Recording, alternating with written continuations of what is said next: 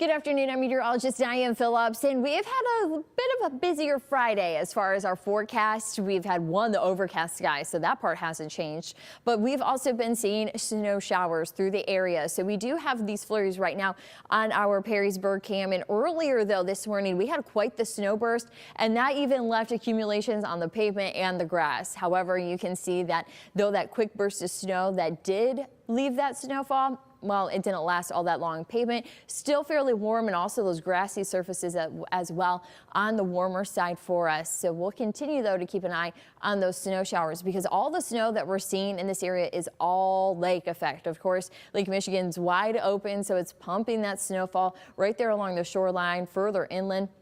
And even southwest Michigan, we're keeping our eyes there as that's launching a few snow showers into our neck of the woods. And that's where it's going to continue to just line up. So plan on these on and off snow showers. They'll be scattered in nature.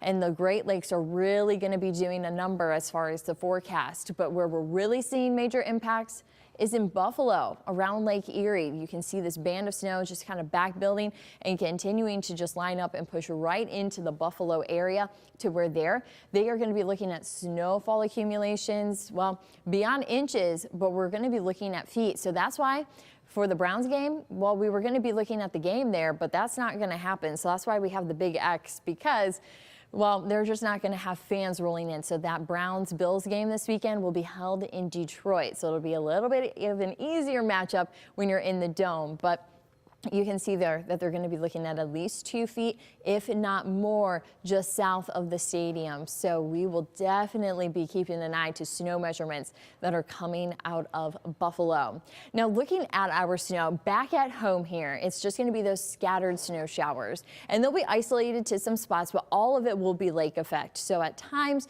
you'll just have that flurry that'll move on by, but there's also just going to be that cold wind that we have riding off the lakes, and that cold wind though is going to bring wind chills well below where they should be. So it feels like temperatures tonight will be into the teens. Overnight, we'll actually have a touch of clearing, but the clouds are going to be moving right back in for Saturday. When you head to the BG Holiday Parade, you may notice a few flurries on your Saturday, but otherwise the day is going to be looking mainly dry for us. Now for your Friday, though, we still do have to get through the snow showers, and that cold wind is going to be doing the trick to line those up.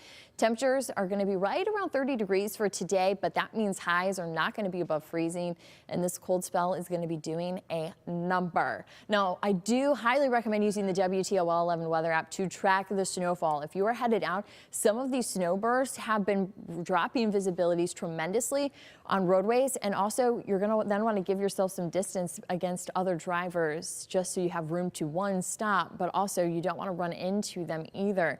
So just make sure you have radar.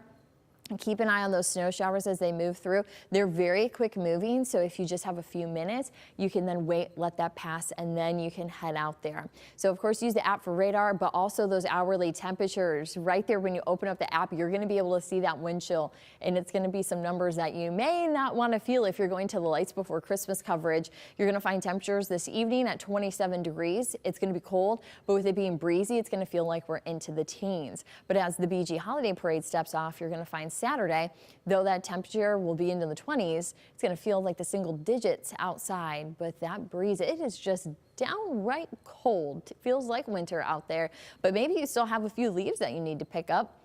We will have a little more sun in our Sunday forecast. Should be dry, as temperatures, though, are still locked in to those upper 20s. Now, as far as where our current temperature should be, we should be talking 50s. We shouldn't be talking anything below average. Today's high at 30 degrees is even below where our lows should be. So this is just a very cold parcel of air that we have. And yep, it doesn't look like it's going to break. Now, we didn't set a record low this morning. And of course, that record high, 73 back in 2016, that wasn't long ago. But if you're out and about, it feels better than, well, those teens that we have outside. Now, sunset, that is going to be at 5:13. So if you're headed to Lights Before Christmas, we definitely will have those dark conditions, and you can really see that tree light up. But the cold spell isn't here all that long. I'm actually just tracking this cold snap here through the weekend, but as we head into Monday and Tuesday, that's when we're working our way into the 40s, peaking by Wednesday around 53 degrees, and then we cool back out. But at least this gets us somewhat close to seasonal temperatures for Thanksgiving, Black Friday shopping, and then that holiday weekend. that's when temperatures will still be in the upper 30s. So it's a little bit cool, a little bit of a cooler spell still working their way in, but at least we kind of have a break point here for the holiday week. So let's look at holiday Thanksgiving travel. Temperatures are going to be mild for the beginnings of next week. Mid to upper 40s is what we'll have, and even Wednesday looking at the 50s.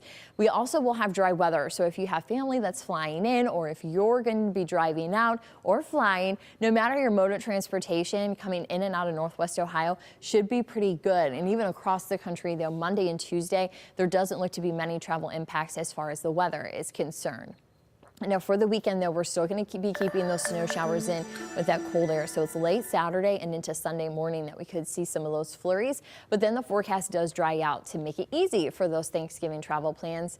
You will find Thursday and Friday. That's our next system that we're watching. And that, though, is also going to then unlock, once again, some cooler air. So we'll be keeping an eye to that Turkey Day forecast. And of course, you can get those updates from the weather team right on the WTOL 11 weather app.